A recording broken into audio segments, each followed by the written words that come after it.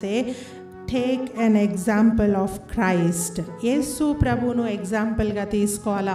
యేసు ప్రభువు కూడా 40 రోజులు ఉపవాసం ఉన్నప్పుడు అపవాది యేసు ప్రభు దగ్గరకు వచ్చి శోధించింది. మొట్టమొదటిగా ఏమనిందంటే, ఈ రొట్టెలను రాళ్ళుగా చేసుకొని తిను. తిన్నాడా? యేసు ప్రభు ఆ మాటకు లోబడ్డా? నువ్వు చెప్పావు కదా నేను చేసి చూపిస్తా అన్నాడా? అదే మనమైతే ఏం చేస్తాం?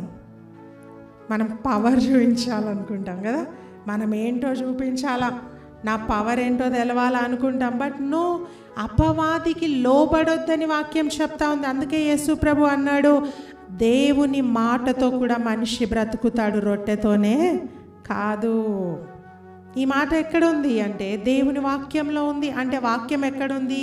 యేసు ప్రభు హృదయంలో ఉంది. ఇంకా చూస్తే ఒక శిఖరానికి తీసుకెళ్ళి నువ్వు కిందికి దూకు, ఆ యొక్క దూతలు వచ్చి నేను పట్టుకుంటాయని చెప్తాడు. అప్పుడు కూడా యేసు ప్రభు అంటాడు, నువ్వు నీ దేవుని శోధించొద్దు.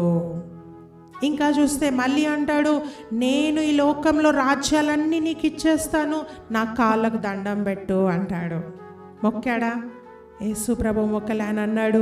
దేవునికి, తండ్రికి తప్ప ఇంకా ఎవరికి కూడా నమస్కరించకూడదు. అంటే ఆయన హృదయంలో వాక్యము నాటబడింది. ప్రియ సహోదరి సహోదరుడా, ఈరోజు మన జీవితంలో ఏ విధంగా ఉంది వాక్యము? ఇంకా షెల్ఫ్లోనే ఉందా? ఇంకా పిల్లో కిందనే ఉందా? ఇంకా డోర్స్ పైన, లేకుంటే ఫ్రిడ్జ్ డోర్స్ పైన అవన్నీ మంచి మంచి వాక్యాలు అతికిస్తూ ఉంటాం, డబ్బులు పెట్టి కొనుక్కుంటూ ఉంటాం. అక్కడ కాదు వాక్యం ఉండాల్సింది, నీ హృదయంలో ఉండాలా. ఆ సిచ్యుయేషన్కి ఆ వాక్యాన్ని నువ్వు ఎత్తి పట్టుకొని ప్రేయర్ చేసే రీతిగా ఉండాలా. ప్రియ సహోదరి సహోదరుడా, సో దేవుని ఎగ్జాంపుల్గా తీసుకోవాలా.